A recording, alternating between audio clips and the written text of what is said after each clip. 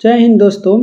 आज के इस वीडियो में हम लोग देखेंगे जो आपका बीपीएससी एईडीओ का एग्ज़ाम 14 अप्रैल से होने वाला है, उसी से रिलेटेड आपका खान ग्लोबल स्टूडियो यानी खान सर के द्वारा आपका प्रैक्टिस सेट का बुक निकाला गया है, जिसमें आपका टोटल 60 सेट दिया गया है। दोस्तों, आप लोग जानते हैं कि कुल 3 पेपर होगा, जिसमें पहला पेपर आपका समान भाषा से रिलेटेड है, दूसरा पेपर आपका समान अध्ययन से और तीसरा पेपर आपका समान योग्यता से, जिसमें आपका मैथ और रीजनिंग रहेगा। और समान भाषा दोस्तों पहला पेपर आपको सिर्फ क्वालिफाई करना है, तो उसी का देखिए दोस्तों मद्देनज़र आपको यहाँ पूरा सिलेबस का चर्चा है दोस्तों। और यहाँ पर आपका समान भाषा से कुल 20 सेट है। ये आपका एग्ज़ाम से हम बस 5 दिन पहले कराएंगे, क्योंकि आपका सिर्फ इसमें क्वालिफाई करना है दोस्तों। देखिए, यहाँ समान अध्ययन से हम पेपर 1, 2 और 3 करा चुके हैं, और आज के इस वीडियो में हम प्रैक्टिस सेट नंबर 4 देखेंगे। तो आइए प्रैक्टिस सेट नंबर 4 चलते हैं दोस्तों। प्रैक्टिस सेट शुरू करने से पहले आप लोग से एक छोटी सी रिक्वेस्ट है, अगर आप लोग चैनल पर नए आए हैं तो प्लीज़ चैनल को सब्सक्राइब कर दें, ताकि बिहार से रिलेटेड जितना भी आपका एग्ज़ाम होने वाला है, जैसे कि आपका Bihar police, Bihar SSC inter स्तरीय, या बिहार एसएससी सीजीएल का, या दोस्तों बिहार एसआई का आपका जो मेंस होने वाला है, या दोस्तों बिहार का आपका जो भी वर्क इंस्पेक्टर, या आपका दोस्तों जो भी बिहार से रिलेटेड आपका एग्ज़ाम होने वाला, उसका हम सभी प्रीवियस ईयर के साथ साथ सभी बुक का, जैसे आपका किरण पब्लिकेशन का, ज्ञान बिंदु का, खान सर का, उसके बाद एडिटोरिया प्रकाशन का हम प्रैक्टिस सेट लाते रहते हैं। इसलिए दोस्तों आप चैनल के सब्सक्राइब करने के साथ साथ बेल आइकन को भी ऑन कर देंगे, ताकि आपका पल पल का जो भी वीडियो है आपके पास मिलता रहे। तो चलिए प्रैक्टिस सेट नंबर 4 पर चलते हैं। देखिए दोस्तों, ये आपका प्रैक्टिस सेट नंबर 4 हो गया, और साथ साथ में आप लोग भी दोस्तों उत्तर देते चलिएगा और कमेंट करके बताइएगा कि कुल आपका कितना 100 में से आपका सही हुआ। और दोस्तों आप लोग एडमिट कार्ड जरूर डाउनलोड कर लिए होंगे, कि आप कमेंट करके ये भी बताइएगा कि आपका एग्ज़ाम सेंटर कहाँ दिया है। आइए क्वेश्चन नंबर 1 पर शुरू करते हैं। देखिए दोस्तों, पहला क्वेश्चन कर रहा है कि उड़ीसा की बादाम पहाड़ी से कौन सा अयस्क उत्पादित किया जाता है। बताइए दोस्तों इसका सही उत्तर क्या होगा, कि उड़ीसा के बादाम पहाड़ी से कौन सा अयस्क की प्राप्ति होता है दोस्तों। तो इसका सही उत्तर हो जाएगा दोस्तों आपका हेमेटाइट अयस्क, जो कि लोहा का प्रमुख अयस्क है, इसका प्राप्ति होता है, यानी राइट आंसर ऑप्शन सी हो जाएगा। दोस्तों लोहा का आपका प्रमुख अयस्क हेमेटाइट, मैग्नेटाइट, सिडेराइट ये सभी होता है, तो ये भी याद रखिएगा कि लोहे का सभी अयस्क। अगला क्वेश्चन देखिए 2 नंबर पर चलते हैं, कि भद्रावती लौह एवं इस्पात संयंत्र कहाँ स्थित है। बताइए दोस्तों कि भद्रावती लौह एवं इस्पात संयंत्र किस राज्य में स्थित है। तो दोस्तों ये आपका कर्नाटक राज्य में स्थित है, और इसे दोस्तों विश्वेश्वरैया आयरन एवं स्टील प्लांट भी कहा जाता है। और इसकी स्थापना यानी भद्रावती लौह इस्पात की स्थापना 18 जनवरी 1923 को किया गया था, और ये कर्नाटक के शिवमोगा जिला में स्थित है। अगला क्वेश्चन में चलते हैं, क्वेश्चन नंबर 3 देखते हैं कि स्वर्ण रेशा किसे कहा जाता है। बताइए दोस्तों कि स्वर्ण रेशा आपका किसे कहा जाता है। आप लोग भी कमेंट करिए कि स्वर्ण रेशा किसे कहा जाता है। तो इसका सही उत्तर हो जाएगा दोस्तों आपको जूट को स्वर्ण रेशा यानी गोल्डन फाइबर कहा जाता है, क्योंकि ये दोस्तों सुनहरा दिखता है, इसलिए इसे गोल्डन फाइबर या सुनहरा रेशा भी कहते हैं। और जूट का प्रमुख उत्पादक राज्य पूछे तो आपका पश्चिम बंगाल, असम, उड़ीसा और मेघालय राज्य है। नेक्स्ट क्वेश्चन चलते हैं, क्वेश्चन नंबर 4 देखिए। क्वेश्चन नंबर 4 कह रहा है दोस्तों कि भारत में किस केंद्र शासित प्रदेश में 2011 में न्यूनतम जनसंख्या घनत्व रहा था। बताइए दोस्तों कि भारत के किस केंद्र शासित प्रदेश पूछा है दोस्तों। यूनियन टेरेटरी आपका पूछा है कि जिसमें आपका सबसे न्यूनतम जनसंख्या घनत्व यहाँ पूछा है दोस्तों, न कि जनसंख्या। तो किस यूनियन टेरेटरी में रहा था। बताइए इसका सही उत्तर क्या होगा। तो इसका राइट आंसर हो जाएगा दोस्तों आपका अंडमान निकोबार द्वीप समूह में, जहाँ 46 प्रति वर्ग किलोमीटर सिर्फ जनसंख्या घनत्व थी। और राज्य के बारे में पूछे दोस्तों, तो राज्य में आपका सबसे न्यूनतम जनसंख्या घनत्व अरुणाचल प्रदेश में है, और सबसे अधिकतम आपका बिहार राज्य में है। उसके बाद दोस्तों 5 नंबर क्वेश्चन चलते हैं। 5 नंबर कह रहा है कि भारत में घड़ियाल प्रजनन केंद्र कहाँ स्थापित किया गया है। बताइए कि भारत में घड़ियाल प्रजनन केंद्र कहाँ स्थापित किया गया है। तो दोस्तों ये आपका मुरैना मध्य प्रदेश में स्थापित किया गया है, जो कि मध्य प्रदेश के देवरी जिला में आपका घड़ियाल प्रजनन केंद्र स्थापित किया गया है। अगला क्वेश्चन पर चलते हैं। क्वेश्चन नंबर 6 कह रहा है कि हिमालयन ईव, बताइए कि हिमालयन ईव नामक औषधि पौधा भारत के निम्नलिखित में से किन प्रांतों में पाया जाता है। बताइए दोस्तों इसका सही उत्तर क्या होगा। तो इसका राइट आंसर हो जाएगा हिमाचल प्रदेश और अरुणाचल प्रदेश के प्रांतों में पाया जाता है। और हिमालयन ईव को दोस्तों टॉक्सिक वेलासिना भी कहा जाता है और इसका उपयोग दोस्तों कैंसर उपचार के रूप में किया जाता है।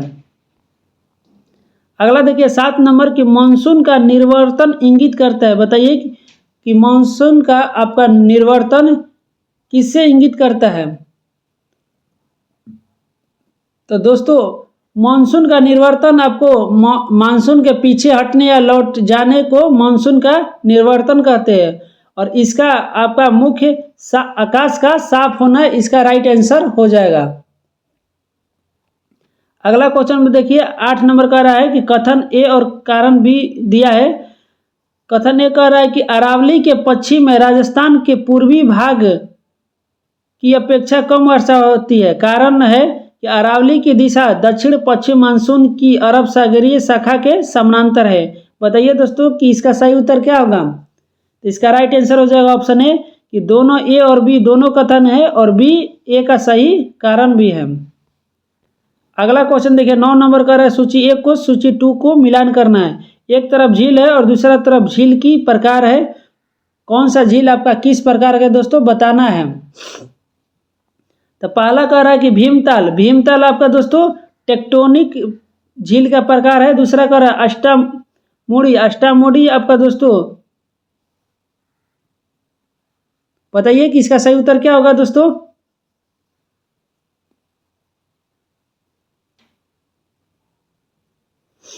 तब अष्टामुड़ी आपका अनूप या पक्षजल का प्रकार है। उसके बाद दोस्तों गोहना, गोहना आपका दोस्तों भूस्खलन का प्रकार है और लोनार ज्वालामुखी पहाड़ का प्रमुख प्रकार है।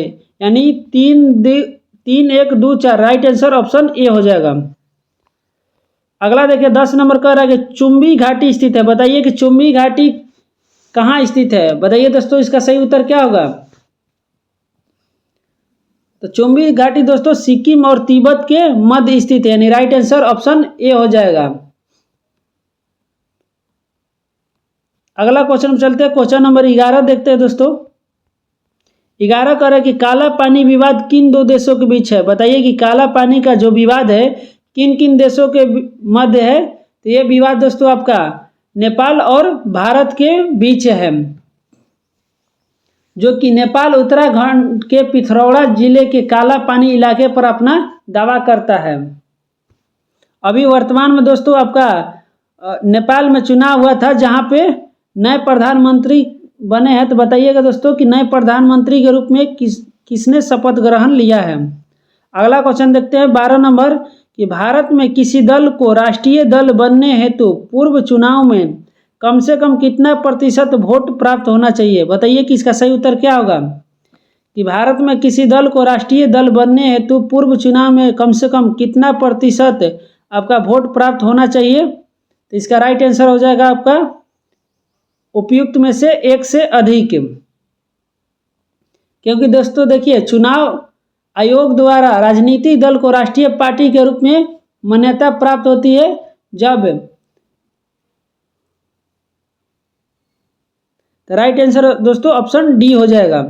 अगला क्वेश्चन देखिए 13 नंबर कि राष्ट्रपति का निर्वाचक मंडल होता है। बताइए कि राष्ट्रपति का निर्वाचक मंडल में कौन कौन भाग लेता है। बताइए दोस्तों इसका सही उत्तर क्या होगा। तो राष्ट्रपति के निर्वाचन मंडल में दोस्तों आपका राज्यसभा, लोकसभा और विधानसभा का निर्वाचित सदस्य भाग लेते हैं। याद रखिएगा दोस्तों आपका मनोनीत सदस्य लोकसभा राज्यसभा का नहीं भाग लेते और ना ही विधान परिषद का सदस्य भाग लेते हैं, यानी राइट आंसर ऑप्शन डी हो जाएगा। और राष्ट्रपति का निर्वाचन का चर्चा अनुच्छेद 54 में है और इसका ट्रिक होता है दोस्तों राष्ट्रपति से संबंधित पकानी कोका दुय्योदशम, याद रखिएगा दोस्तों पकानी कोका दुय्योदशम। अगला क्वेश्चन चलते हैं क्वेश्चन नंबर 14 देखते हैं कि भारत के किसी विधि तथा शासन के कार्य का परिरक्षण एवं मूल्यांकन हेतु मानक निम्न में से मुख्यतः किस में पाया जाता है। बताइए कि इसका सही उत्तर क्या होगा। यानी किसी विधि तथा शासन के कार्य का मानक किस में आपका मूल्यांकन किया जाता है, तो इसका राइट आंसर हो जाएगा दोस्तों संविधान के प्रस्तावना में चर्चा है। और बताइए दोस्तों कि भारत का संविधान का प्रस्तावना किसके संविधान से लिया गया है। अगला क्वेश्चन देखिए 15 नंबर पर चलते हैं कि निम्नलिखित में से कौन सा कथन सत्य है। बताइए कि कौन सा कथन आपका इसमें से सत्य है। तो पहला कह रहा है कि संयुक्त राज्य अमेरिका में सरकार का संघीय प्रणाली है, गलत है। अमेरिका में दोस्तों आपका अध्यक्षीय प्रणाली है। दूसरा कह रहा है कि भारत में सरकार की संघीय और एकात्मक दोनों प्रकार की प्रणाली है, बिल्कुल सही है। ये राइट आंसर ऑप्शन बी हो जाएगा। अगला क्वेश्चन देखिए दोस्तों 16 नंबर के निम्न में से कौन सा भारत में सूक्ष्म उद्यम को आंशिक रूप से परिभाषित कर सकता है। बताइए कि कौन सा आपका भारत में सूक्ष्म उद्यम को परिभाषित करता है। तो ये दोस्तों आपका संयंत्र और मशीनरी या उपकरणों में 1 करोड़ से अधिक का निवेश नहीं हो, उसे सूक्ष्म उद्यम के रूप में परिभाषित किया जा सकता है।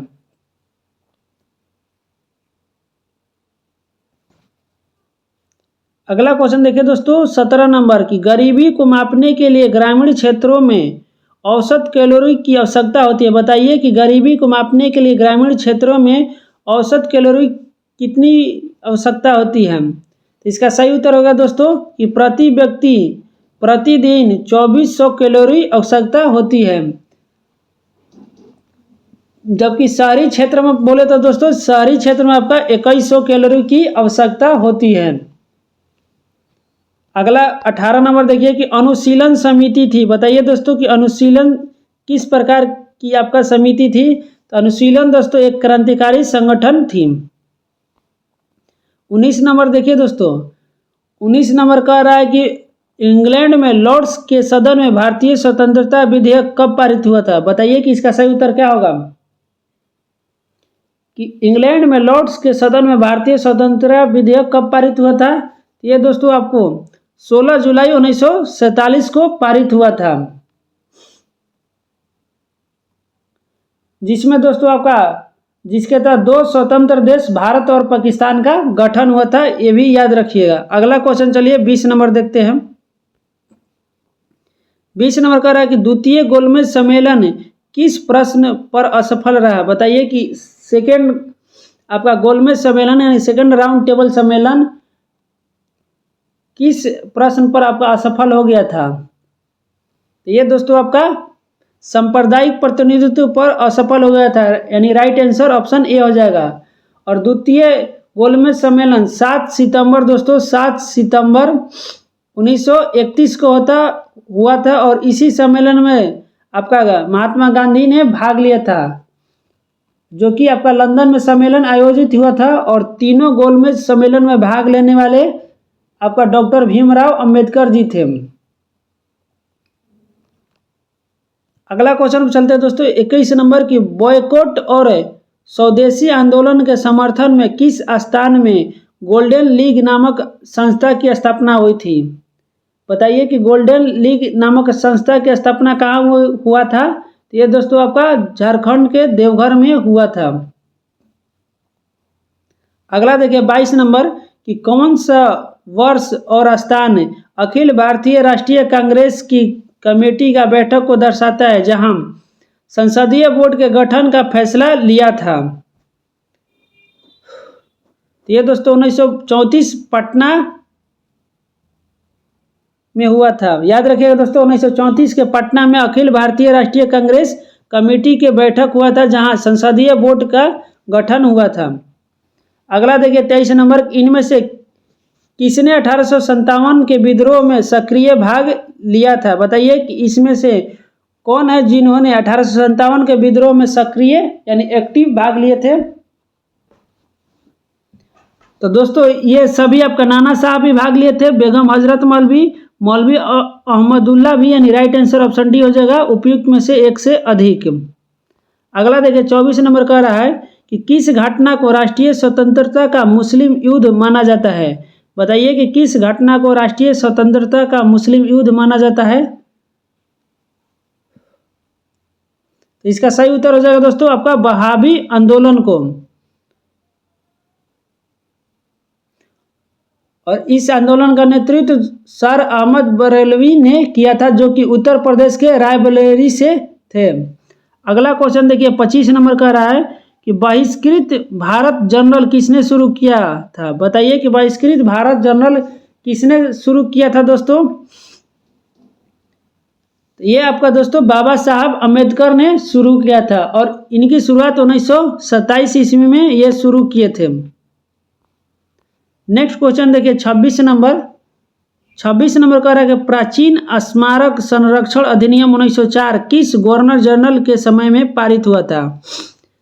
बताइए दोस्तों इसका सही उत्तर क्या होगा कि प्राचीन स्मारक संरक्षण अधिनियम 1904 किस गवर्नर जनरल के समय पारित हुआ था? तो ये आपका दोस्तों लॉर्ड कर्जन के समय आपका प्राचीन स्मारक संरक्षण 1904 पारित हुआ था। और इसी के समय दोस्तों 1905 में बंगाल विभाजन भी पारित हुआ था, याद रखिएगा। अगला देखिए 27 नंबर कह रहा है कि प्रारंभिक भौगोलिक खोजों का परंपरागत मत क्या है? बताइए कि इसका सही उत्तर क्या होगा कि पारंपरिक भौगोलिक खोजों का परंपरागत मत क्या था? इसका राइट आंसर हो जाएगा दोस्तों नए क्षेत्रों का खोज भी था, आर्थिक कारण भी था, ईसाई धर्म का प्रचार भी, यानी राइट आंसर ऑप्शन डी हो जाएगा। 28 नंबर देखिए दोस्तों कह रहा है कि विजयनगर के राजा कृष्णदेव राय ने गोलकुंडा का युद्ध किस राजा के साथ लड़ा था? बताइए कि इसका सही उत्तर क्या होगा कि विजयनगर के राजा कृष्णदेव राय ने गोलकुंडा का युद्ध किस राजा के साथ लड़ा था? तो ये दोस्तों आपका कुली कुतुब शाह के साथ लड़ा था, जो कि 1513 ईस्वी में आपका गोलकुंडा का युद्ध लड़ा गया था। अगला देखिए 29 नंबर कह रहा है कि यूरोपीय चित्रकारी का प्रवेश किसके दरबार में हुआ था? बताइए कि यूरोपीय चित्रकारी का आगमन यानी प्रवेश किसके दरबार में हुआ था? तो ये सबसे पहले दोस्तों अकबर के शासनकाल में आया था।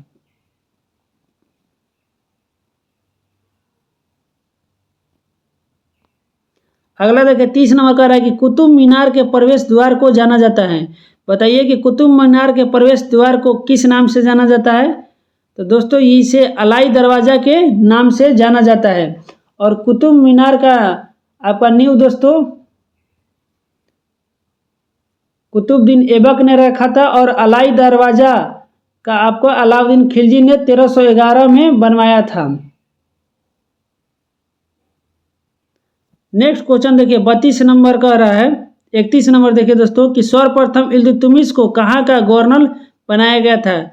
बताइए कि सर्वप्रथम इल्तुतमिश को कहाँ का गवर्नर बनाया गया था दोस्तों? तो इल्तुतमिश को आपका बदायूं का गवर्नर सर्वप्रथम बनाया गया था, और यह कुतुबुद्दीन ऐबक का गुलाम था, और इसी की पुत्री रजिया सुल्तान थी, जिन्होंने भारत की प्रथम महिला आपका शासिका बनी। नेक्स्ट क्वेश्चन देखिए 32 नंबर कह रहा है कि कश्मीर का अकबर के नाम से प्रसिद्ध सुल्तान था। बताइए कि कश्मीर का अकबर किसे कहा जाता है? बताइए दोस्तों इसका सही उत्तर क्या होगा? तो कश्मीर का अकबर दोस्तों सुल्तान जैनुल आबिदीन को कहा जाता है। याद रखिए दोस्तों सुल्तान जैनुल आबिदीन को कहा जाता है, और इसका शासनकाल 1420 से 1470 ईस्वी तक था। नेक्स्ट क्वेश्चन देखिए दोस्तों 33 नंबर की झांसी के पास देवगढ़ का मंदिर और इलाहाबाद के पास गढ़वा मंदिर में बनी मूर्तियां किस कला के महत्वपूर्ण अवशेष है? बताइए कि ये किस कला का महत्वपूर्ण अवशेष है? तो दोस्तों ये आपका गुप्त कला के महत्वपूर्ण अवशेष है, यानी राइट आंसर ऑप्शन ए हो जाएगा। अगला क्वेश्चन देखिए 34 नंबर का रहा है कि मौर्य काल में किसने नागार्जुन पहाड़ी पर कुछ गुहा विहार का निर्माण करवाया। आइए ऑप्शन देखते हैं दोस्तों, कि कौन से राजा थे जिसने आपका गुहा विहार का निर्माण करवाया था। तो ये दोस्तों आपका राजा दशरथ थे, और दशरथ मौर्य वंश के एक महान शासक थे। दोस्तों इन्होंने नागार्जुन पहाड़ी पर 3 प्रमुख गुफाओं का निर्माण करवाया था, जिसमें गोपिका गुफा, वैक्य गुफा और वडथिका गुफा शामिल है। अगला क्वेश्चन देखिए 35 नंबर का रहा है, उस बृहद संहिता का लेखक कौन है जिसमें ज्योतिष, ग्रहों के चलन और रत्नों, मणियों और रिवाजों के घरेलू संबंधों का वर्णन किया गया है। बताइए कि इसका सही उत्तर क्या होगा। यानी बृहद संहिता का लेखक दोस्तों कौन है, सीधा सा प्रश्न है कि बृहद संहिता का लेखक कौन है। तो इसका लेखक दोस्तों आपका बारहमिहिर थे।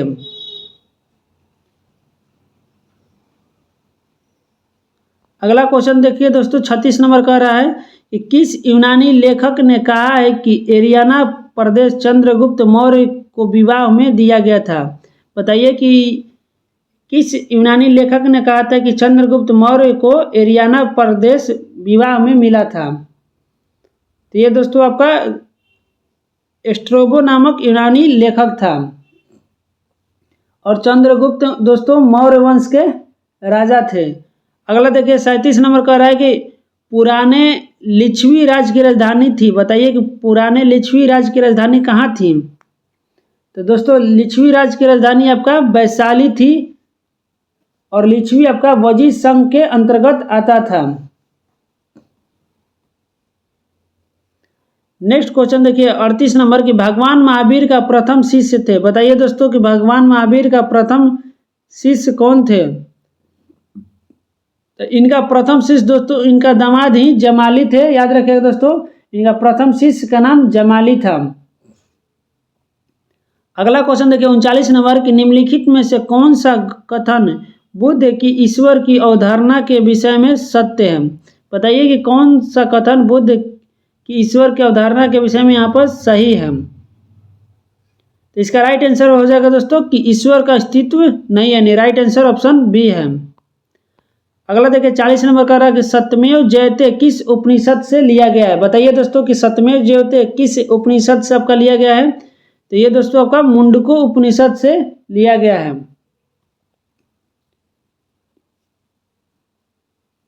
और सत्यमेव जयते दोस्तों भारत का राष्ट्रीय आदर्श वाक्य है, जिसे 26 जनवरी 1950 को अपनाया गया था। नेक्स्ट क्वेश्चन देखिए दोस्तों 41 नंबर कि इंडस घाटी सभ्यता यानी सिंधु घाटी सभ्यता को निम्नलिखित साइटों में से कौन सी पाकिस्तान के लरकाना जिले में सिंधु नदी के तट पर स्थित है। बताइए दोस्तों कि कौन सा ऑप्शन सही होगा। क्वेश्चन कर रहा है दोस्तों कि कौन सा आपका दोस्तों साइट है जो पाकिस्तान के लरकाना जिले में सिंधु नदी के तट पर स्थित है। इसका राइट आंसर हो जाएगा आपका दोस्तों लोथल। सॉरी दोस्तों, इसका सही उत्तर हो जाएगा आपका दोस्तों मोहनजोदड़ो। आपका मोहनजोदड़ो राइट आंसर हो जाएगा, और मोहनजोदड़ो सिंधु घाटी सभ्यता का सबसे बड़ा आपका स्थल हो जाएगा, जो कि पाकिस्तान में लरकाना जिले में सिंधु नदी के तट पर स्थित है। और मोहनजोदड़ो की खोज 1921 में राखलदास बनर्जी ने किया था, और इसका सिंधी भाषा में अर्थ होता है मुर्दों का टीला। वहीं हड़प्पा दोस्तों आपका रावी नदी के तट पर स्थित है, और लोथल आपका दोस्तों एक बंदरगाह था जो कि भारत में राजस्थान गुजरात राज्य में स्थित है। अगला देखिए 42 नंबर का रहा है कि किस हड़प्पन स्थल से जूते हुए खेत का प्रमाण मिले हैं। बताइए कि किस आपका हड़प्पा स्थल से जूते हुए खेत का प्रमाण मिला है। बताइए दोस्तों इसका सही उत्तर क्या होगा।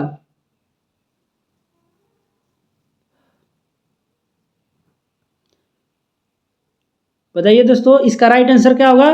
तो आपका कालीबंगा से जूते हुए खेत का प्रमाण मिला है, और कालीबंगा दोस्तों भारत के राजस्थान राज्य में स्थित है। और नदी पूछे तो दोस्तों कालीबंगा आपका घग्गर नदी के किनारे स्थित है, और कालीबंगा की खोज 1952-53 में अमलानंद घोष ने किया था। और इसके उत्खनन का कार्य दोस्तों 1961 से 69 के बीच में बीबी लाल एवं बीके थापर ने किया था। ये भी याद रखिएगा दोस्तों। अगला क्वेश्चन पर चलते हैं। क्वेश्चन नंबर 43 देखते हैं कि 1420 ईस्वी में विजयनगर साम्राज्य का भ्रमण करने वाला पर्यटक निकोलो कंटी था। बताइए कि निकोलो कंटी आपका कहाँ का पर्यटक था, यानी कहाँ का निवासी था। तो निकोलो कंटी दोस्तों इटली का निवासी था, जिसने 1420 में विजयनगर साम्राज्य की भ्रमण किया था। अगला क्वेश्चन देखिए 44 नंबर कह रहा है कि निम्न में से कौन कौन से खनिज बिहार में मिलते हैं। बताइए दोस्तों कि कौन कौन सा खनिज आपका अपना बिहार में मिलेगा। बताइए दोस्तों इसका राइट आंसर क्या होगा। तो दोस्तों बिहार में आपका कोयला भी मिलता है, उसके बाद दोस्तों लोहा भी मिलता है, लेकिन मैग्नीज और पेट्रोलियम नहीं मिलते, यानी राइट आंसर ऑप्शन बी हो जाएगा। और कोयला उत्पादन में सबसे अग्रणी राज्य पूछे दोस्तों तो आपका झारखंड है, और झारखंड का भी पूछे तो झरिया प्रसिद्ध है। जबकि लोहा में आपका झारखंड का शिवभूम प्रसिद्ध है। उसके बाद दोस्तों 45 नंबर पर चलते हैं। नेक्स्ट क्वेश्चन 45 नंबर कह रहा है कि बिहार में बांगर मिट्टी मिलती है। बताइए कि बिहार में बांगर मिट्टी कहाँ मिलेगा। तो बांगर मिट्टी दोस्तों आपका पूर्णिया, सहरसा, दरभंगा, मुजफ्फरपुर क्षेत्र में मिलता है। और बांगर मिट्टी उसे कहते हैं दोस्तों जो पुरानी मिट्टी होती है, और खादर मिट्टी जो कि नई जलोढ़ मिट्टी को खादर मिट्टी के नाम से जाना जाता है। और इसका शॉर्ट ट्रिक होता है दोस्तों, खान याद करिएगा, खाद से आपका खादर मिट्टी और न से नया होता है, और बाप याद रखिएगा, बाद से आपका बांगर मिट्टी और प से आपका दोस्तों पुरानी मिट्टी हो जाएगा। अगला देखिए 46 नंबर कह रहा है कि कागज उद्योग को बिहार में कौन सी नदी प्रदूषित हो रही है। बताइए कि कागज उद्योग से बिहार की कौन सी नदी प्रदूषित हो रही है, यानी गंदा हो रही है। तो ये दोस्तों आपका कोसी नदी प्रदूषित हो रही है। नेक्स्ट क्वेश्चन 47 नंबर कह रहा है कि बिहार राज्य की अवस्थिति निम्न देशांतरों के मध्य स्थित है। बताइए दोस्तों कि बिहार राज्य की स्थिति आपका किन दो देशांतरों के बीच में आपका बिहार राज्य स्थित है।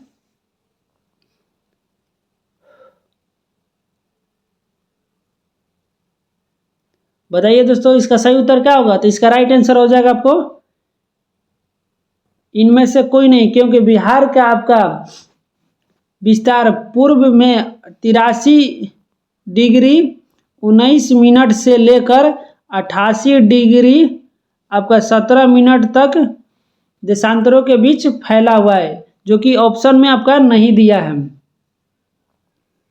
और बिहार आपका क्षेत्रफल के दृष्टि से 13वां सबसे बड़ा राज्य है, और जनसंख्या में पूछे तो दोस्तों तीसरा बड़ा राज्य है, और जनसंख्या घनत्व में आपका पहला राज्य आता है।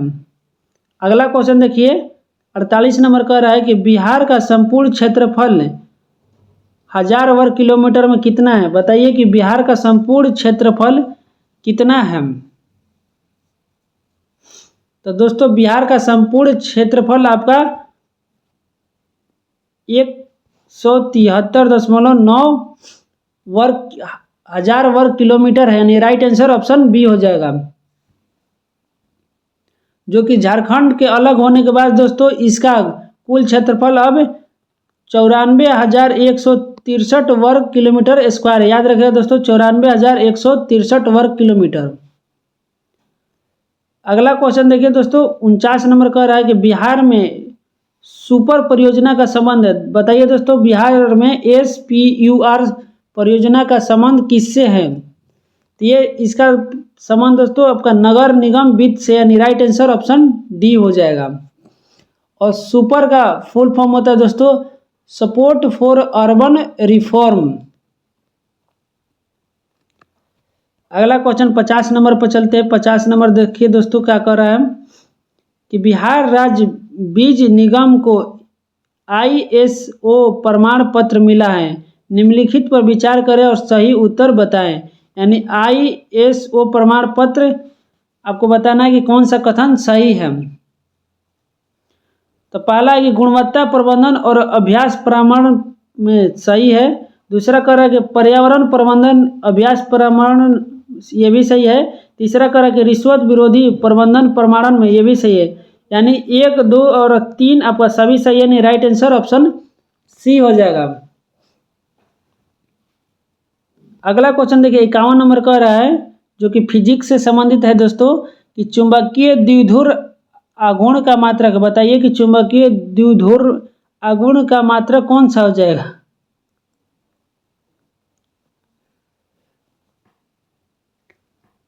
बताइए दोस्तों इसका सही उत्तर क्या होगा। तो चुंबकीय द्विध्रुव आघूर्ण का मात्रक एम्पियर मीटर स्क्वायर होता है, यानी राइट आंसर ऑप्शन सी हो जाएगा। यानी चुंबकीय द्विध्रुव आघूर्ण का मात्रक एम्पियर मीटर स्क्वायर होता है और इसे म्यू द्वारा सूचित किया जाता है।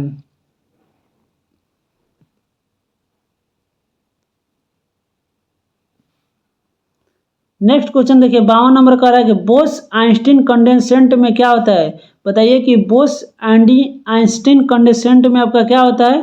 तो दोस्तों ये आपका पदार्थ का 5वीं अवस्था है और इसमें बहुत कम गतिज ऊर्जा होता है, यानी राइट आंसर ऑप्शन सी हो जाएगा। नेक्स्ट क्वेश्चन देखिए दोस्तों 53 नंबर की सौर ऊर्जा को विद्युत ऊर्जा में किसके द्वारा परिवर्तित किया जाता है। बताइए दोस्तों इसका सही उत्तर क्या होगा कि सौर ऊर्जा को विद्युत ऊर्जा में किसके द्वारा आपका परिवर्तित किया जाता है। तो ये दोस्तों आपका फोटोवोल्टिक सेल के द्वारा परिवर्तित किया जाता है, यानी राइट आंसर ऑप्शन सी हो जाएगा। याद रखिए दोस्तों सौर ऊर्जा को यानी सूर्य के प्रकाश को विद्युत ऊर्जा में फोटोवोल्टिक सेल के द्वारा परिवर्तन किया जाता है। उसी प्रकार से कुछ पूछे दोस्तों, जैसे आपका ध्वनि ऊर्जा को विद्युत ऊर्जा में तो माइक्रोफोन के द्वारा, इसका उल्टा आपका विद्युत ऊर्जा को ध्वनि ऊर्जा में लाउड स्पीकर के द्वारा। अगला पूछे यांत्रिक ऊर्जा को विद्युत ऊर्जा में तो डायनामो के द्वारा। रासायनिक ऊर्जा को विद्युत ऊर्जा में तो विद्युत सेल के द्वारा। उसके बाद विद्युत ऊर्जा को यांत्रिक ऊर्जा में तो विद्युत मोटर के द्वारा। अगला क्वेश्चन देखिए 54 नंबर का रहा है दोस्तों कि निम्नलिखित में से किसके पास उच्च ऊर्जा स्तर और छोटा तरंगदैर्घ्य है। बताइए कि सबसे उच्च ऊर्जा इसमें से और छोटा तरंगदैर्घ्य किसके पास है। तो ये दोस्तों आपका हो जाएगा पराबैंगनी किरण के पास, यानी राइट आंसर ऑप्शन बी हो जाएगा।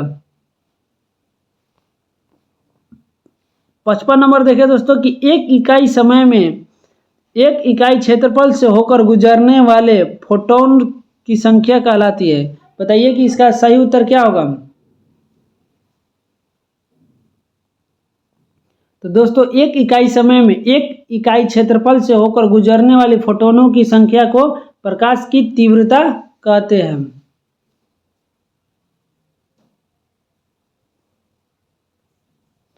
और अल्बर्ट आइंस्टाइन ने 1905 में दोस्तों प्रकाश विद्युत प्रभाव की व्याख्या किया था और इसी के लिए इन्हें नोबेल पुरस्कार भी मिला था। अगला क्वेश्चन देखिए 56 नंबर का रहा है कि पदार्थ के तापमान में परिवर्तन के दौरान आपूर्ति की गई ऊष्मा ऊर्जा किस रूप में संग्रहित होती है। बताइए इसका सही उत्तर क्या होगा। यानी पदार्थ के तापमान में परिवर्तन के दौरान आपूर्ति की गई ऊर्जा किस रूप में आपका इकट्ठा होगा। तो ये दोस्तों आपका गतिज रूप में इकट्ठा होता है, यानी राइट आंसर ऑप्शन बी हो जाएगा।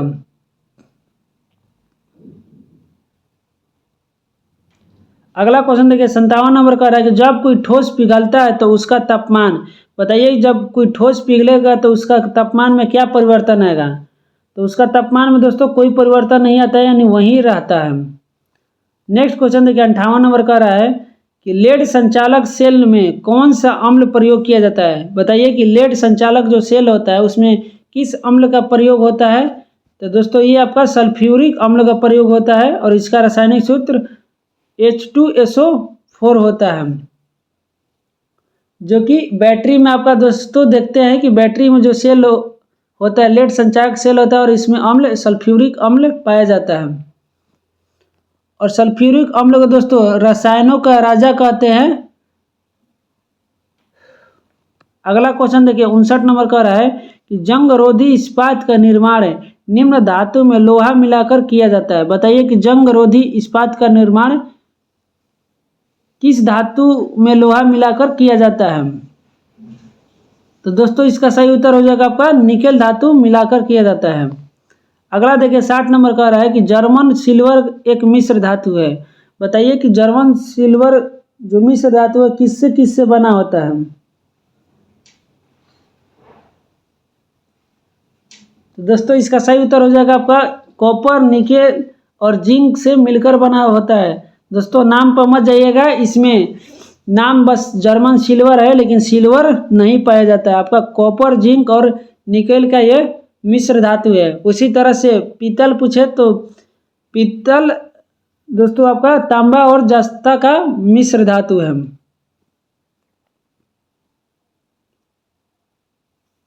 नेक्स्ट क्वेश्चन 61 नंबर का रहा है कि दिए गए मानक ऑक्सीकरण विभव पर विचार कीजिए। कह रहा है कि निम्न में से कौन सा अपक्रिया वास्तव में होगी? बताइए कि कौन सा आपका वास्तव में अपक्रिया होगी। तो इसका सही उत्तर हो जाएगा दोस्तों आपका Zn+2Ag, Zn+2Ag यानी राइट आंसर ऑप्शन डी हो जाएगा। 62 नंबर देखिए दोस्तों कि कॉस्टिक सोडा का रासायनिक सूत्र बताना है कि कॉस्टिक सोडा का रासायनिक सूत्र क्या है।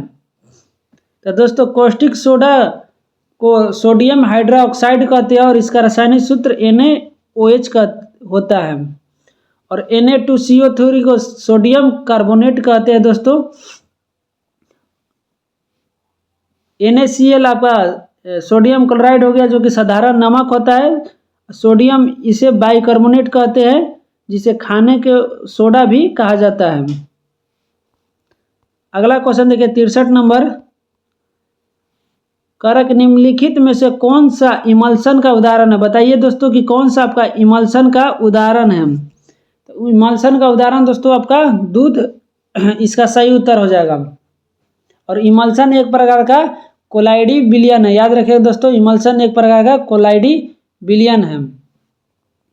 अगला देखिए 64 नंबर का रहा है कि निम्नलिखित विभाजन द्वारा एक जीव में गुणसूत्रों की संख्या को कायम रखा जाता है। बताइए कि किस विभाजन में गुणसूत्रों की संख्या को कायम रखा जाता है। तो ये दोस्तों आपका समसूत्री विभाजन में।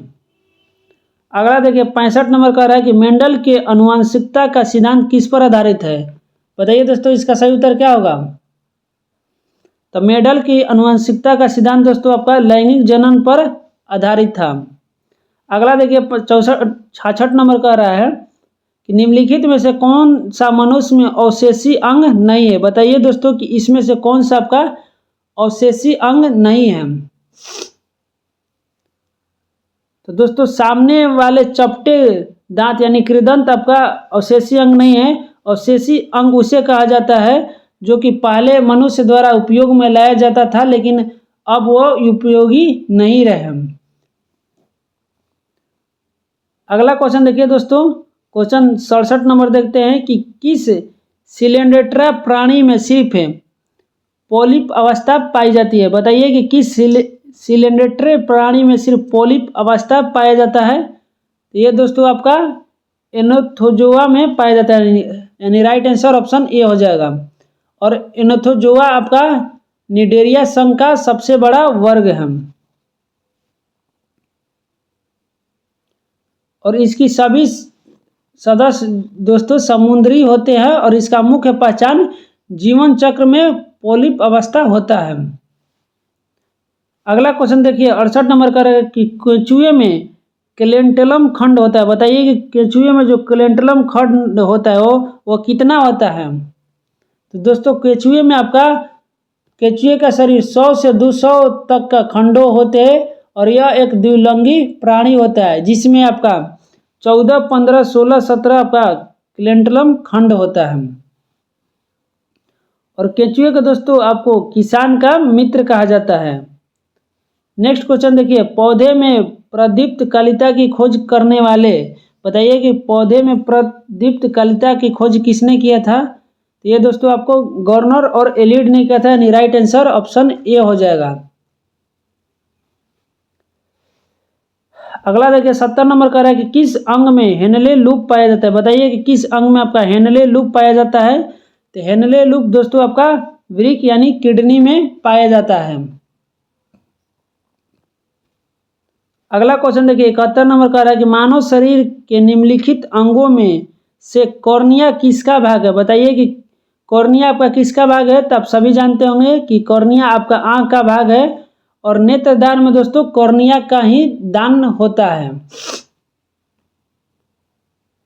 अगला क्वेश्चन देखिए 72 नंबर कह रहा है कि स्वस्थ व्यक्ति का अनुशीतलन दाब होता है। बताइए कि स्वस्थ व्यक्ति का अनुशीतलन दाब कितना होता है।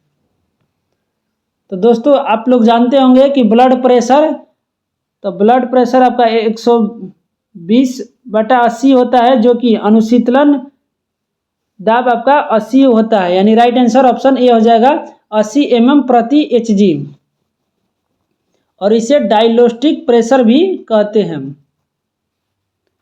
अगला क्वेश्चन देखिए 73 नंबर कह रहा है कि मानव शरीर में पित्त रस का क्या कार्य है। बताइए कि पित्त रस का क्या कार्य है।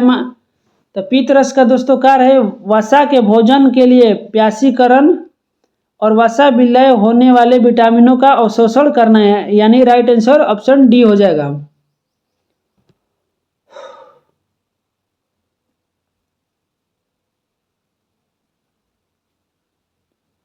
अगला क्वेश्चन देखिए दोस्तों 74 नंबर कि निम्नलिखित में से कौन दाएं वेंट्रिकल से ऑक्सीजन रहित रक्त को फेफड़े तक ले जाता है।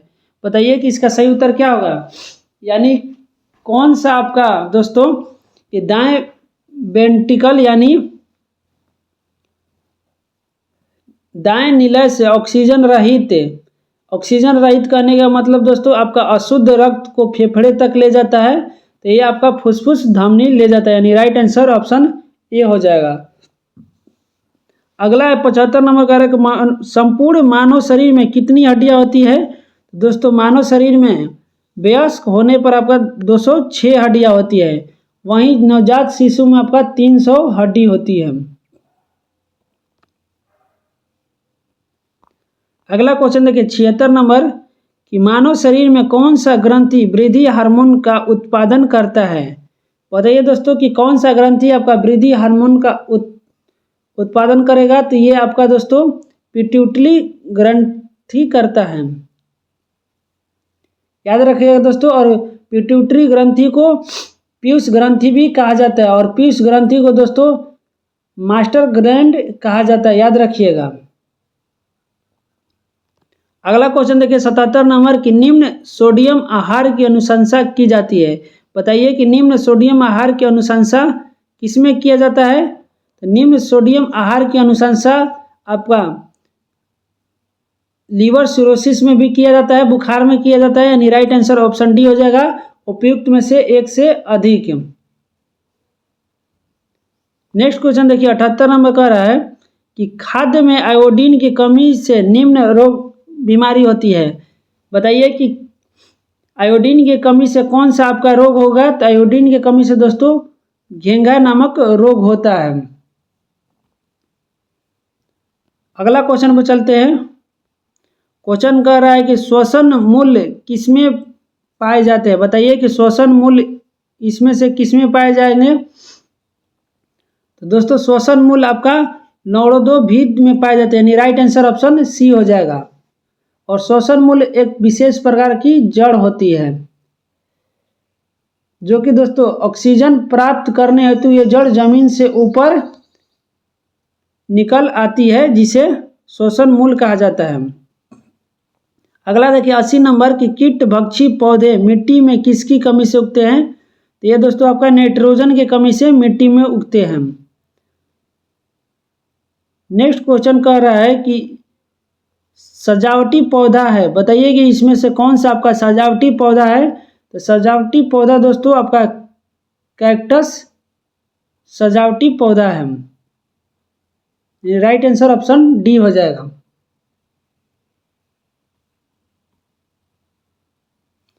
अगला कह रहा है 82 नंबर की निम्नलिखित में से कौन सा मादा प्रजनन तंत्र का भाग नहीं है। बताइए कि इनमें से कौन सा आपका मादा प्रजनन तंत्र का भाग नहीं है। तो दोस्तों शुक्रवाहिका आपका मादा प्रजनन तंत्र का भाग नहीं, बल्कि पुरुष प्रजनन तंत्र का भाग है। बाकी आपका अंडाशय, गर्भाशय और फ्लोपियन ट्यूब मादा प्रजनन तंत्र का भाग है। अगला कह रहा है 83 नंबर कि वनस्पतिक प्रसार पाया गया। बताइए दोस्तों कि वनस्पतिक प्रसार किसमें पाया गया है। तो ये आपका दोस्तों वनस्पतिक प्रसार वह प्रक्रिया है जिसमें पौधे को गैर लिंगीय अंगों जैसे तना, जड़ या पत्तियों के माध्यम से नए पदार्थ उत्पन्न होते हैं, उसे आपका वनस्पतिक प्रसार कहा गया। और ये दोस्तों आपका स्पाइरोगोरा में भी पाया जाता है। उसके बाद दोस्तों आपका ब्रायोफिलियम भी पाया जाता है, यानी राइट आंसर ऑप्शन डी हो जाएगा, उपयुक्त में से एक से अधिक। नेक्स्ट क्वेश्चन कर 84 नंबर की माइक्रोप्लाज्मा विषाणु से भिन्न है क्योंकि यह संवेदनशील है। बताइए कि माइक्रोप्लाज्मा विषाणु से किस प्रकार अलग है। तो इसका सही उत्तर हो जाएगा दोस्तों टेट्रासाइक्लिन पर। दोस्तों माइक्रोप्लाज्मा एक जीवाणु है यानी बैक्टीरिया है जिसमें अपनी कोशिकीय मिशनरी होती है और यह इसलिए टेट्रासाइक्लिन जैसे एंटीबायोटिक के प्रति संवेदनशील होता है। अगला क्वेश्चन देखिए 25 नंबर कह रहा है कि मई 2025 में 85 नंबर कह रहा है दोस्तों कि मई 2025 में कितने पूर्वी अफ्रीकी देशों ने काला जार बिस्लर लिस्मेनिया को समाप्त करने के लिए एक समझौता ज्ञापन पर हस्ताक्षर किया है। तो इसका सही उत्तर हो जाएगा दोस्तों 6 देशों ने।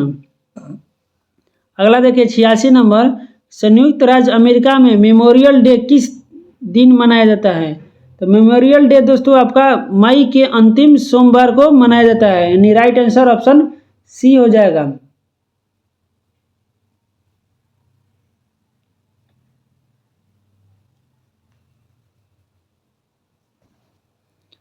अगला क्वेश्चन देखिए दोस्तों 87 नंबर कह रहा है कि रेल मंत्रालय ने पूर्वोत्तर भारत के किन 2 शहरों के बीच नई रेल सेवा शुरू करने की मंजूरी दी है। बताइए दोस्तों इसका सही उत्तर क्या होगा। तो दोस्तों ये अगरतला और गुवाहाटी के बीच आपका रेल सेवा शुरू करने की मंजूरी दी है, यानी राइट आंसर ऑप्शन सी हो जाएगा। 88 नंबर क्वेश्चन देखिए कि केंद्रीय मंत्री डॉक्टर जितेंद्र सिंह ने राष्ट्रीय ध्रुवीय और महासागर अनुसंधान केंद्र के किन 2 विश्वस्तरीय परिसरों का उद्घाटन किया है। तो ये दोस्तों आपका सागर भवन और पोलर भवन का उद्घाटन किया है। अगला क्वेश्चन देखिए कि जूलॉजिकल सर्वे ऑफ इंडिया की एनिमल डिस्कवरीज रिपोर्ट के अनुसार 2024 में किस राज्य ने 101 नई प्रजातियों की खोज के साथ देश का नेतृत्व किया है। तो ये दोस्तों आपका केरल राज्य ने किया है। अगला क्वेश्चन देखिए 90 नंबर कह रहा है कि केंद्रीय कपड़ा मंत्री गिरिराज सिंह ने 16वें इंडिया ट्रेड फेयर 2025 का उद्घाटन कहाँ किया है। तो इन्होंने दोस्तों आपका टोक्यो में किया और टोक्यो जापान की राजधानी है। अगला 91 नंबर कि भारत में non ferrous metal recycling website और स्टॉक होल्डर्स पोर्टल का मुख्य उद्देश्य क्या है। बताइए दोस्तों इसका मुख्य उद्देश्य क्या है। तो इसका मुख्य उद्देश्य दोस्तों गैर लौह धातुओं के लिए एक पारदर्शी और एकीकृत रिसाइकलिंग परिस्थिति तंत्र। अगला है 92 नंबर कि भारत और वियतनाम के बीच अंतरिक्ष समझौता ज्ञापन यानी MOU मुख्य रूप से किस क्षेत्र में सहयोग को गहरा करने पर केंद्रित है। तो दोस्तों ये आपका बौद्ध धर्म और सांस्कृतिक विरासत पर आधारित है। नेक्स्ट क्वेश्चन है 93 नंबर की मशहूर सनग्लास कंपनी ओकले के नए ब्रांड एम्बेसडर कौन बने हैं। तो ओकले के दोस्तों ब्रांड एम्बेसडर आपका सुमन गिल बना है। अगला देखिए 94 नंबर की भारत में 10 लाख नागरिकों के निःशुल्क AI प्रशिक्षण देने की पहल में प्राथमिकता किसे दी जाएगी। बताइए दोस्तों इसका सही उत्तर क्या होगा। तो ये आपका दोस्तों ग्राम स्तरीय उद्यमियों को दिया जाएगा। अगला है 95 नंबर की असम के मुख्यमंत्री ने भारत के पहले एक्वा टेक पार्क का उद्घाटन कहाँ किया है। तो दोस्तों इन्होंने सोनापुर गुवाहाटी के पास किया है। अगला है 96 नंबर कि रक्षा मंत्रालय ने रक्षा परिसंचरण इंफ्रास्ट्रक्चर योजना के तहत तमिलनाडु रक्षा उद्योग गलियारों में एक अत्याधुनिक प्रशिक्षण सुविधाएं कहाँ स्थापित करने के लिए समझौता किया है। तो इसका सही उत्तर हो जाएगा तिरुचिरापल्ली में किया है। नेक्स्ट क्वेश्चन देखिए दोस्तों, make in India make for the world की कल्पना के तहत भारतीय रेलवे किस रूप में उभर रहा है? तो ये आपका दोस्तों बोगियों, कोच और इंजनों का वैश्विक नियतांक के रूप में उभर रहा है। अगला है कि जुलाई 1925 में बिहार के किस जिले में एक नए मेगा फूड पार्क की स्थापना को केंद्र सरकार ने मंजूरी दी है? तो दोस्तों गया में आपका मेगा फूड पार्क का स्थापना का मंजूरी मिला है। नेक्स्ट क्वेश्चन 99 नंबर, बिहार के किस जिले को खुरमा मिठाई को भौगोलिक संकेत जीआई टैग प्रदान किया गया है? तो खुरमा मिठाई दोस्तों आपका भोजपुर से संबंधित है, यानी राइट आंसर ऑप्शन बी हो जाएगा। और आज के इस सेट का दोस्तों लास्ट क्वेश्चन 100वां नंबर कि पटना विश्वविद्यालय के शताब्दी स्तंभ का अनावरण किसने किया, जो विश्वविद्यालय के 100वें वर्ष के गौरवशाली यात्रा का प्रतीक है? तो इसका अनावरण दोस्तों बिहार के राज्यपाल ने किया था, यानी राइट आंसर ऑप्शन सी हो जाएगा। तो दोस्तों इस तरह से आपका सेट नंबर 4 समाप्त हुआ। वीडियो अगर अच्छी लगे तो एक लाइक कर दे, और कोई भी डाउट है दोस्तों तो आप कमेंट करके पूछ सकते हैं। मिलते हैं नेक्स्ट वीडियो में, तब तक के लिए जय हिंद।